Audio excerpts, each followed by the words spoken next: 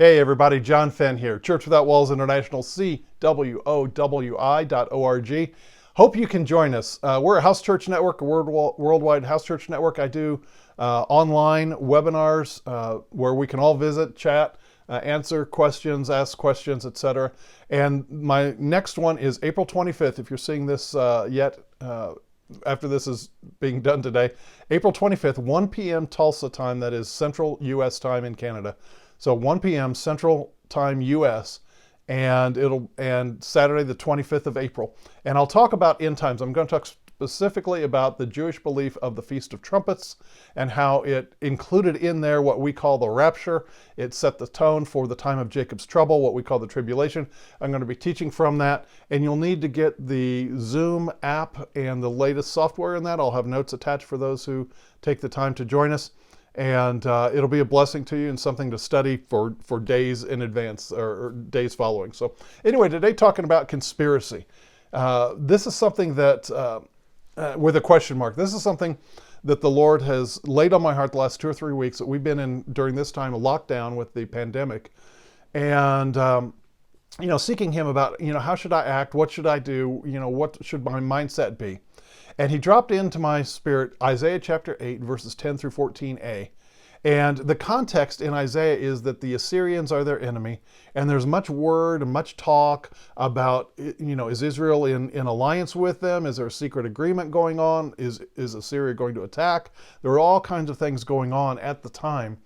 And so the Lord gave Isaiah this in Isaiah chapter 8, verses 10 through 14. I'm going to read from the New English Translation. It says this: "Devise your strategy, it will be thwarted. Issue your orders, they will not be executed, for God is with us." Remember, in Hebrew, God with us is Emmanuel. So he says, devise your strategy, it'll be thwarted.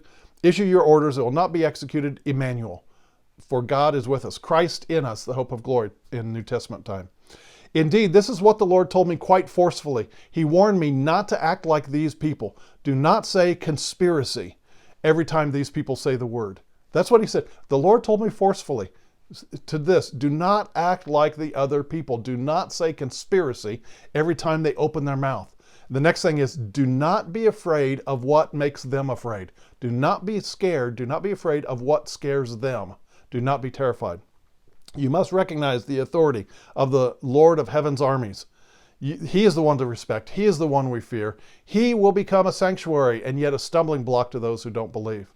See, that is His word. Like I said, it was a couple 3 weeks ago when this was going on. A couple weeks ago, more than that, it just dropped in me. It's like that is His answer, at least for me. And now I just felt led to share that with you. This passage, because it may be for you as well. When you're asking out there about conspiracy and all the voices that are out there, folks, there are lots of people saying a lot of things.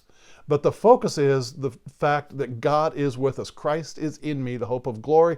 He is my sanctuary. He is the one I run to. He is the one I fear. He's the one I respect. He's the one I honor. So I need to be aware of what's happening out there, but at the same time, that's not where I should not let the fear and the confusion and everything that's out there that comes in the eyes and the ears thwart me or affect me, because my peace is found in the Lord. So like it says, they will issue their orders. They will say whatever they want. Their plans will be thwarted because God is with me. And He said quite forcefully, do not be like these people.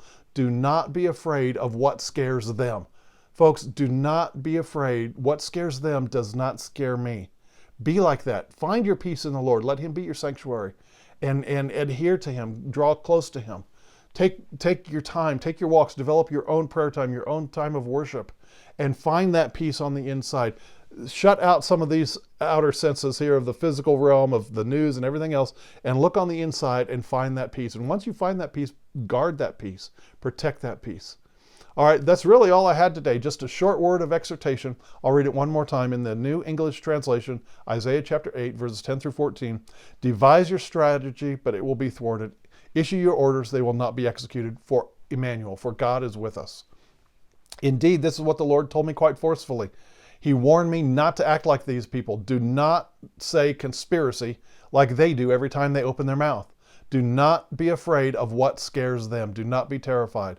You must recognize the authority of the Lord of hosts, the Lord of heaven's armies, and He's the one we respect. He is the one you must fear. He will be your sanctuary.